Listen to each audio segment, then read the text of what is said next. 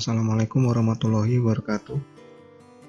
Puji syukur kita panjatkan kehadirat Allah Subhanahu wa Ta'ala yang telah melimpahkan rahmat, nikmat, dan karunia-Nya kepada kita semuanya.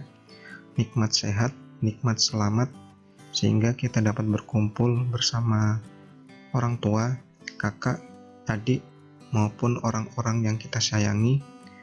Terlebih di masa pandemi seperti ini, banyak saudara-saudara kita di luar sana yang sedang berjuang melawan wabah ini, sehingga patut kita syukuri kita masih diberikan kesehatan, keselamatan, dan masih dapat beraktivitas seperti biasanya.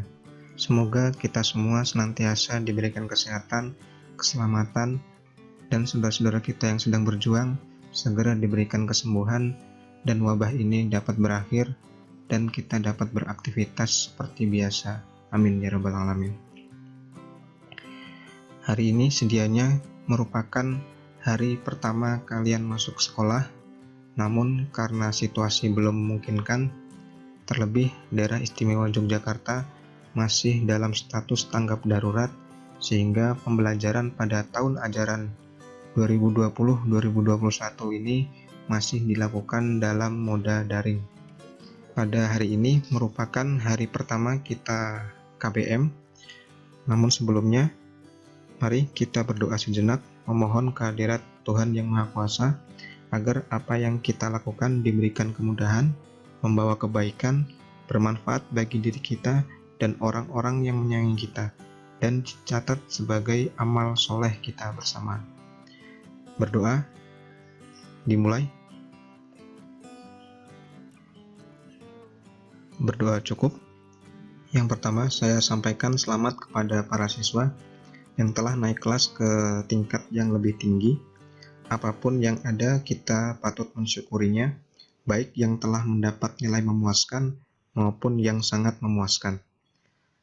Pertahankan yang baik, segera evaluasi hal-hal yang perlu ditingkatkan, sehingga semua yang kita harapkan dan kita cita-citakan dapat terwujud di semester ini dan bermanfaat di masa yang akan datang. Amin. Yang kedua, pada pertemuan kali ini ada beberapa hal yang perlu saya sampaikan. Yang pertama adalah perkenalan, dan yang kedua adalah kontrak belajar. Meskipun di sekolah mungkin kita pernah saling bertemu, namun pertemuan itu hanyalah pertemuan lalu dikarenakan kita belum saling mengenal. Terlebih ketika saya melihat bagian tugas mengajar, dari 6 kelas yang akan saya ampu di semester ini, 6 kelas tersebut merupakan kelas baru yang akan saya masuki pada tahun ajaran 2020-2021, termasuk kelas yang saya walikan, yaitu kelas 11 akuntansi 3. Langsung saja. Nama saya Muhammad Darmawan Dewanto. Saya biasa dipanggil Pak Darmawan, Pak Wawan, Pak Dar, jadi banyak panggilan saya, jadi bebas. Saya lahir di Jakarta 5 Februari 1992. Jadi kalian bisa menghitung sendiri ya usia saya. Saya lahir di Jakarta, kemudian tepat 10 tahun pada tahun 2002 saya pindah ke Wonosari. Ketika itu kalau tidak salah kelas 5 atau kelas 6 SD. Kemudian saya melanjutkan SMP, SMA di Wonosari. Kemudian saya melanjutkan kuliah di Yogyakarta. Status saya sekarang sebagai guru matematika SMK Negeri 1 Wonosari. Tempat tinggal saya di Kepek Wonosari, Kabupaten Gunung Kidul, daerah istimewa Yogyakarta. Kemudian ini ada email saya. Mungkin nanti beberapa aktivitas jika terkendala pada Google Classroom saat mengirim jawaban, bisa dikirim melalui email ini oleh para siswa. Kemudian yang terakhir, ini riwayat pendidikan saya. Seperti itu. Mungkin sampai di sini dulu perkenalannya. Untuk lebih lanjutnya sambil jalan, sehingga bisa dapat saling mengenal antara satu dengan yang lainnya seperti itu. Selanjutnya, kontrak belajar matematika kelas 12 AKL1 dan 12 AKL2 semester ganjil tahun pelajaran 2020-2021. Ini untuk kelas 12 yang saya ampuh. Yang pertama adalah materi.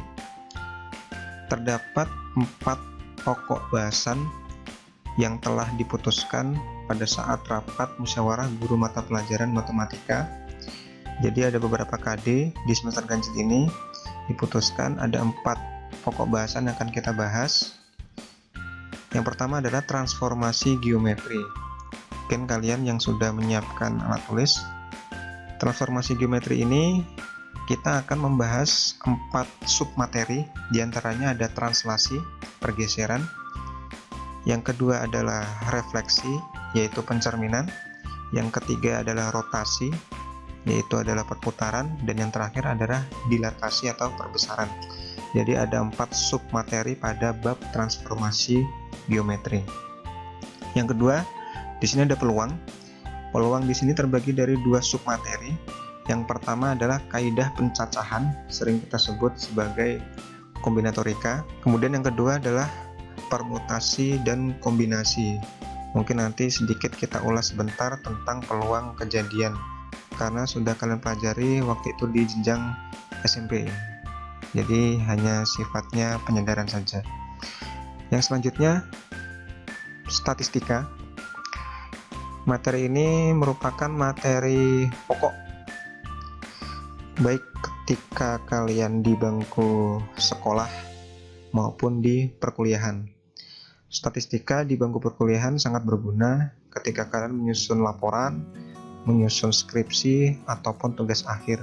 Terlebih ketika kalian memilih skripsi yang kuantitatif, di sana ada pengolahan data, cara menarik kesimpulan, hipotesis, dan lain sebagainya. Yang terakhir adalah turunan atau diferensial. Jadi ada 4 cakupan materi yang akan kita selesaikan di semester ganjil ini. Biasanya di semester ganjil kelas 12 ini kita sisa waktu. Kalau tahun kemarin itu sisa waktunya kita gunakan untuk mengambil materi di semester genap kelas 12, jadi kita turunkan. Atau pilihan kedua adalah mengulas materi dari kelas 10 dan kelas 11 untuk persiapan UN. Namun kita masih menunggu kabar pada tahun ajaran ini bagaimana skemanya. Kita tunggu dulu. Kalau misalkan nanti memang ada waktu, tentu yang kita ambil adalah keputusan yang terbaik untuk materi di kelas 12 semester ganjil tahun ajaran 2020-2021, seperti itu. Selanjutnya, penilaian. Di sini ada 3 komponen penilaian yang saya susun. Yang pertama adalah keaktifan pada pembelajaran jarak jauh. Skemanya adalah akan saya share suatu permasalahan kontekstual ataupun non-rutin. Kemudian kalian menjawab di kolom komentar. Harapannya kalian menjawab dengan analitis dan kritis. Kemudian teman-teman yang lain bisa saling menanggapi, memberi masukan, melengkapi komentar teman lain sehingga terjalin komunikasi yang aktif pada permasalahan yang saya share di kolom komentar seperti itu. Jadi saya akan melihat keaktifan dari para siswa melalui tanggapan komentar pada permasalahan yang saya share nanti. Yang kedua adalah penugasan terstruktur. Di sini sifatnya adalah penilaian keterampilan. Jadi nanti bentuknya akan ada semacam permasalahan dari Word ataupun PDF ataupun Google Form yang saya tampilkan. Kemudian siswa mengerjakan dan mengumpulkan sebagai nilai keterampilan. Yang terakhir adalah ulangan harian. Di sini adalah penilaian pengetahuan. Skemanya akan saya buat Google Form, bisa berbentuk uraian maupun pilihan ganda. Kemudian para siswa mengerjakan dan mengumpulkan, kemudian saya koreksi menjadi sebuah nilai di akhir pembahasan setiap bab yang telah kita pelajari, seperti itu.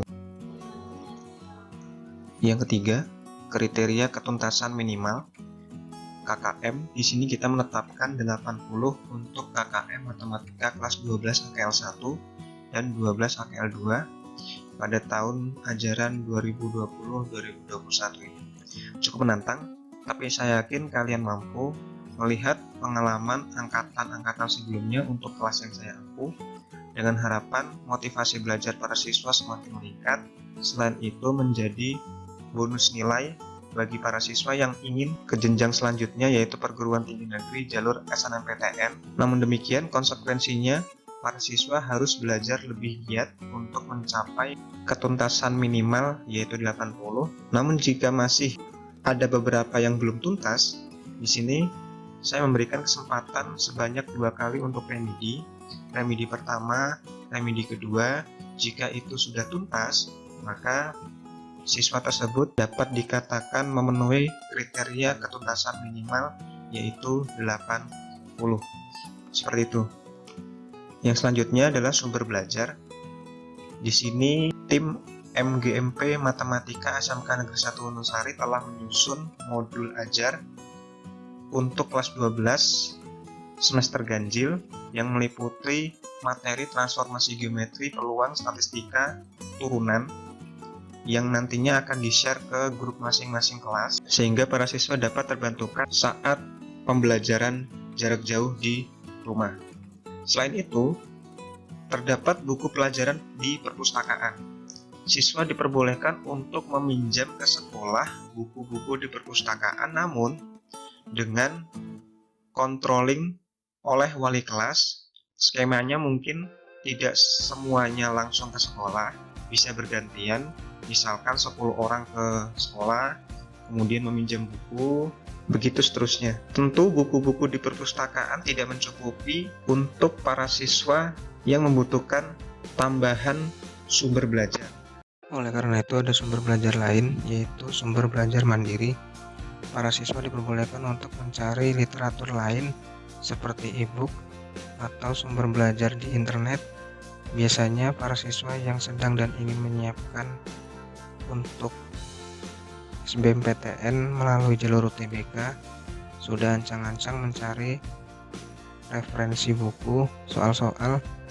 Jadi tidak ada salahnya untuk mencari materi pendukung untuk semester ganjil ini, yaitu materi transformasi geometri, peluang, statistika, dan juga turunan.